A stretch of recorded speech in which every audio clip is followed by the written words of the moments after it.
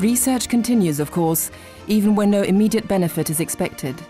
At the University of Technology in Graz, Austria, young scientists are seeking to discover why water placed in two glasses and subjected to a high voltage charge will climb the sides of the glasses to meet.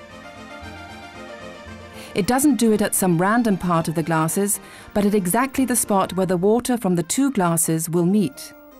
If one moves the glasses away from each other, the water creates a hanging bridge that can be up to 2 centimeters long. So far, even the world's greatest scientists have been unable to explain the phenomenon. So far, there is not even a theory about the sensational behavior of the water.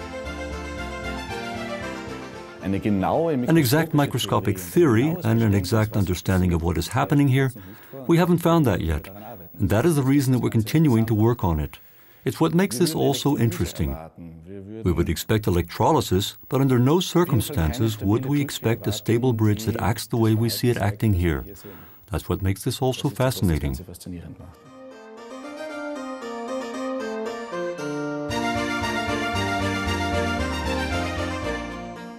A half hour later, the bridge fatigues and collapses.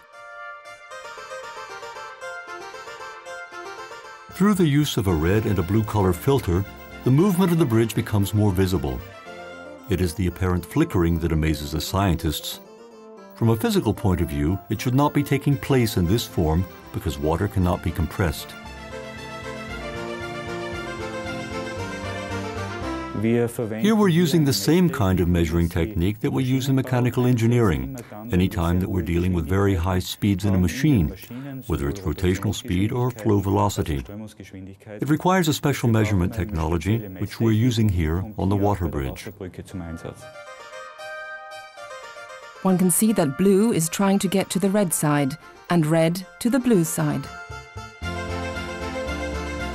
The next step in examining the phenomenon more closely is the use of a thermal imaging camera. With its help, we can see more clearly the mysterious processes taking place within the bridge. It is not difficult to see that all hell's let loose here. The problem with such measurements is always that every measurement poses new questions instead of providing new answers. That means that we are constantly observing dynamic effects, and they raise questions that we cannot answer. So we have to consider new measurement processes that would allow us to find out, for example, where the structures that we observe in this water bridge come from.